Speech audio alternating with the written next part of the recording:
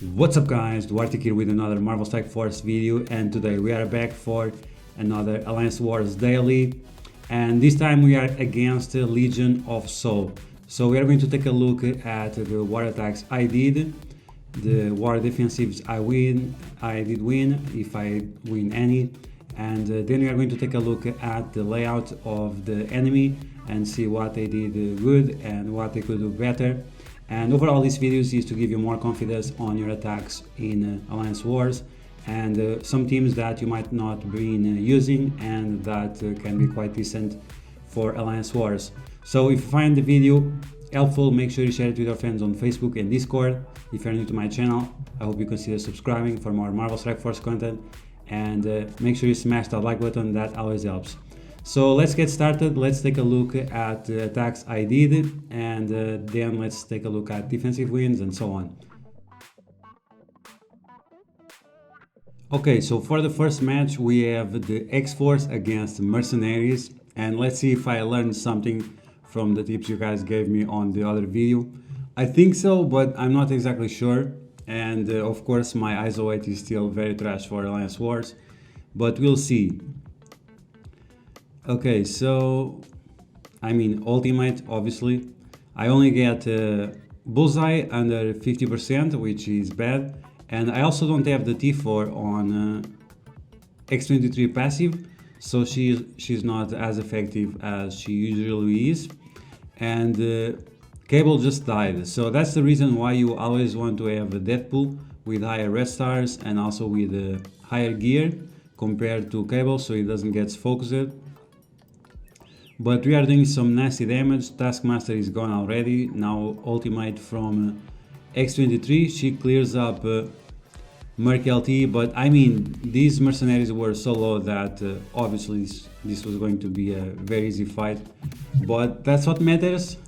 Play safe, better to win rather than try to do funny stuff and then you end up losing. Okay, now we have the Symbiotes against the Asgardians. I mean, there is nothing new about this, and especially on this fight, it's like 150k punch down or something like that. But it's one of those situations that you gear up a team, and many times you have to face enemies that are not that strong because it's like early in the war or something like that. So everyone was debating who was going to use the symbiotes or whatever, who had the weakest symbiotes to use against this team, and I was like, man, it's like whatever, you have to use it anyway. So what are you going to do? Wait or maybe use other team and fail the attack? So just play safe. It's a waste to do a 100k punch down. I mean, it's not a waste because you are still winning, but it's not the most effective or the most bang for your buck or something like that. But yeah, so because I lower Hela too much, I was not able to apply the disrupt to her. It's like, okay, whatever, it's not a big deal. You shouldn't do that. You always want to apply disrupt to her and also the heal block, but she got out of the stealth, and because these guys were so weak from doing such a punch down, you just demolish them, and yeah, that's it. There's nothing about this. Okay, now I have some Black Order against the Marauders. As you guys know, I like to do this match a lot, and the other day I failed one attack because I forgot to change the ISO 8 from Thanos. Like when I'm doing raids, sometimes I use him as a healer or as a skirmisher. Depends if I need more damage or more healing, and I completely forgot to change it, and yeah, because of that I lost one match, and it was also some crazy punch up, but you'll see that in a few days.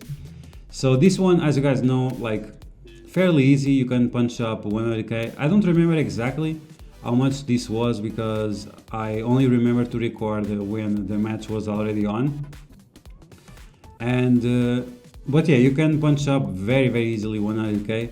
Some people like to do the flip from Thanos after Emma Frost special. I don't know exactly how that's supposed to work because at that point, like, you don't have any buffs to flip, so you can take any advantage of that. I like to do it after Mr. Sinister's clone. I think that's the best moment to do it, and as you guys can see, they're getting demolished. As soon as Strife gets wrecked, then you focus on Mr. Sinister, Then on Sabretooth, you want to go for the tank, and then for Mr. Sinister, so he doesn't spread the buffs.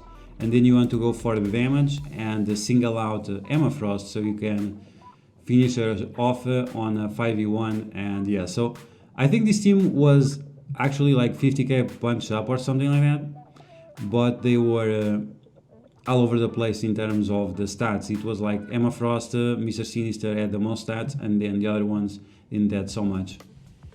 Okay, now we have another traditional match. We have the Brotherhood against the Shield Coulson team or Shield team. I don't even know if it's the normal Shield or not.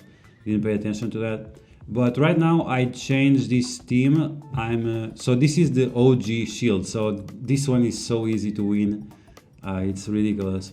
But recently I've been using the Blob on this team because we are facing so many of those Inhuman Shield teams that I decided to remove the Blob from the defense and use it now on offense, because yeah, the amount of teams that we are facing with Inhumans and Shield is so much that the Brotherhood is a good counter against them.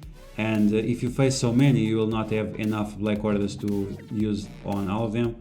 So yeah, it's you need to adapt your teams according to the meta. So unfortunately, Blob is out of the defense, but he's still very good here. And Sabretooth I put on that team, even that I don't think he's great there, but he's the only character, it's the only place where you can fit him. So like always, we want to focus on Nick Fury, Shield Assault, and if you can, destroy Shield Medic. Otherwise, in this case, like we don't have Coulson, it's not a big deal if Shield Medic is alive. And when you face Trooper, like if you can apply offense down to him with Toad, then you can just ignore him because the amount of damage he's going to deal is negligible. I don't know how to say that word, but something like that. You guys know what I mean. But yeah, this shield security, as you guys can see, is massive. 7 red stars, gear tier 14. And the amount of armor plus the block chance and the block amount is just insane. And yeah, so took a little bit to get rid of him, but it's done. Easy. Okay, so now we have some Wave 1 Avengers, and I'm gonna use the X-Men just to play safe.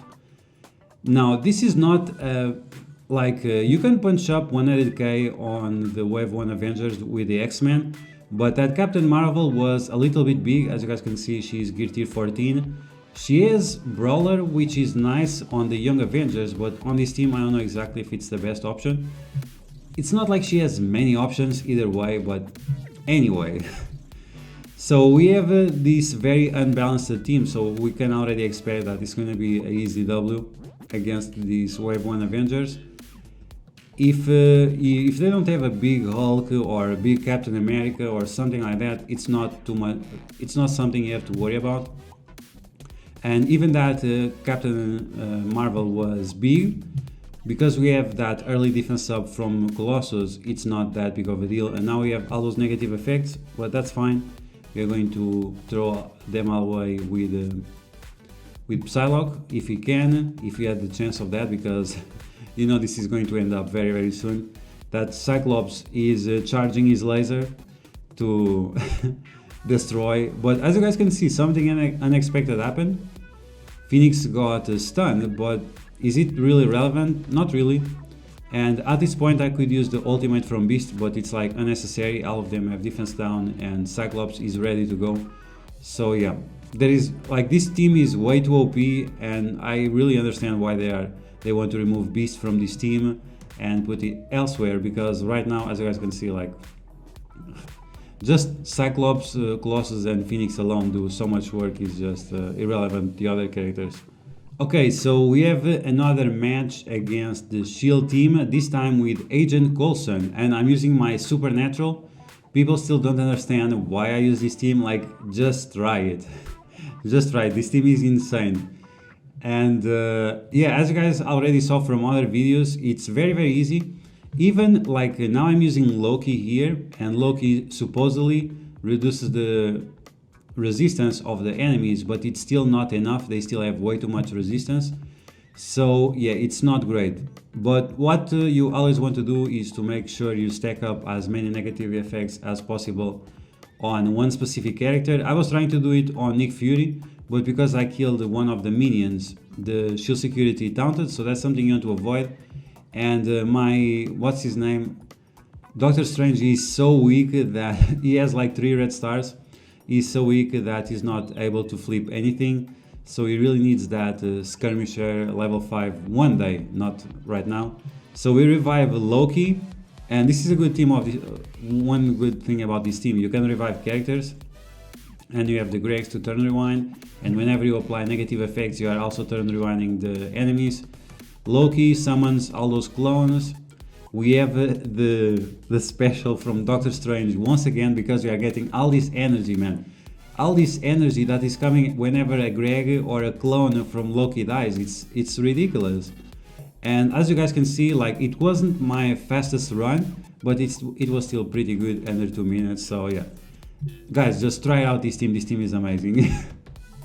Okay, so we have a Defender Strong against the Marauders with Emma Frost, and guys, remember, it only works when it's a baby Strife or something like that. If you try to do this and you have a gigantic Strife, you'll not have enough damage to get rid of him, and it's gonna be a huge problem. So if the Marauders, they are around 300k, 350, max 400, and it has to be a very good Punisher, and the other guys have to be decent as well. But 400k is something to avoid. 350 should be the way to go. And yeah, so you can use the Defenders with Ultron and beat the Marauders with it. So finally, Ultron was almost dying, but we get the minions rolling. Then I use the ultimate from Punisher. Some people say, why do you use the ultimate there? And the point is to remove those dodges from Mystique, and also to remove any deflects that they might have. That's the reason why, because if you don't remove those dodges, they are going to be spread around, and then it's going to be a huge problem. There we were lucky, we got the mind control on some minion, I think, I'm not exactly sure, but everyone survived. Then you want to focus on their damage, make sure you remove all their damage. So that's going to be Sabretooth, then Mystique, and then once again you can single out Emma Frost like we did on the other match, and it's going to be quite easy. So more minions. Now is Punisher going away from this team? We don't know yet. We are going to talk about that in a future video. Okay, for the final video of today, we had kind of an experiment. We had the beam tech against the Wave 1 Avengers. I was definitely not sure about this, if this was a good idea or not, especially because my beam tech, they are very, very unbalanced. My Wasp and my Yellow Jacket are very, very low. They're like gear 9 and gear 10, level 60. And the Ghost and the Stature, they are level 75, gear 14. So the team is completely unbalanced. But I thought it was possible. We can apply slow to them to counter the speed up from what's her name? From Black Widow. We can also do the lifesteal on Hulk. And if you do the lifesteal, that does not activate his 50% passive. So that's something good about it. And yeah, because of all the dodges and so on, I thought that this was going to be a good matchup. But once again, this was just an experiment. And they also have all these positive effects that we can steal with Ant-Man and apply them to Wasp and to Ant-Man himself. So my Yellow Jacket died. They still have the 5 characters. I was like very concerned. I mean, I have Ghost Stunned. They have all those negative effects. I have tons of dodges on Ant-Man, but he's already on Yellow Elf. And I had that blind on Wasp that completely failed the attack. So I was very concerned, but those dodges coming very, very clutch in this matchup. And those turn rewinds from Ghost, they always help as well. But yeah, I need this team to be a little bit more geared, and you can see the sustain, even that I have 2 characters with healing, it's just not enough. So I finally did the ultimate, and it gave me some health back, and if I was not stunned, maybe this would not have been a huge problem.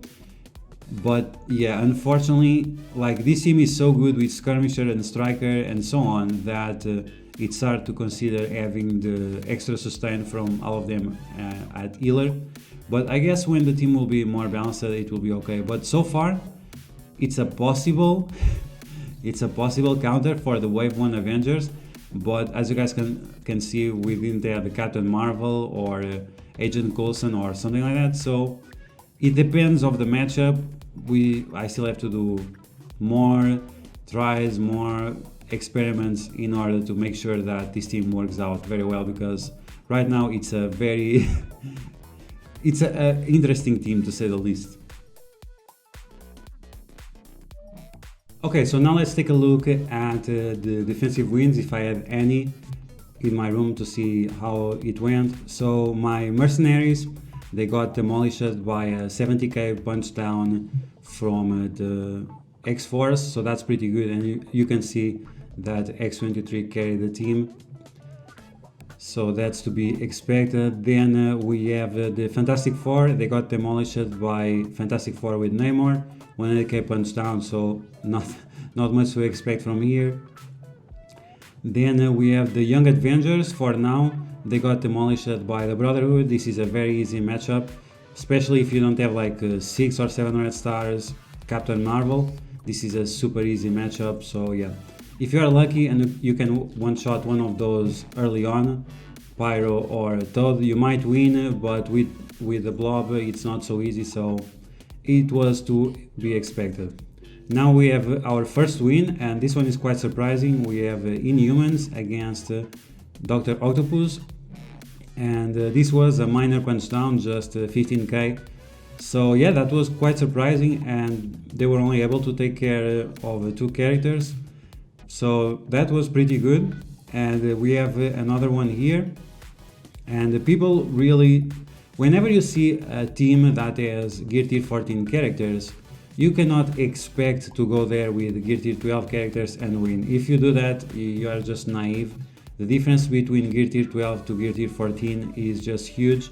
So even in a situation like this, where you supposedly are using a team that has the advantage, and even at a 30k punch down, this means nothing because of the Gear Tier 14 characters. So don't make this mistake. Some people on my alliance also do this mistake constantly, but it's something that you need to realize. Whenever you see the gold ring from Gear Tier 14, if it's Gear Tier 13, it's not a huge problem, but Gear Tier 14 is a huge problem. So avoid doing this mistake. Always take these characters that are at Gear Tier 14 seriously, especially if they can heal themselves like Dr. Octopus. Okay, so now we have the Wave 1 Avengers with Thor. My Thor is very small and my Hawkeye is not great either, so I don't expect too much from this team. But they used the X-Men with Beast and Cyclops against them, so I guess that's a good a good loss. Then they used X-Force, and this time this guy took it seriously. And even that none of these characters are at Gear Tier 14, at least they are at Gear Tier 13, and in terms of power they are way bigger. So it was to be expected to win, and this is exactly what you want to do when you face these kind of situations.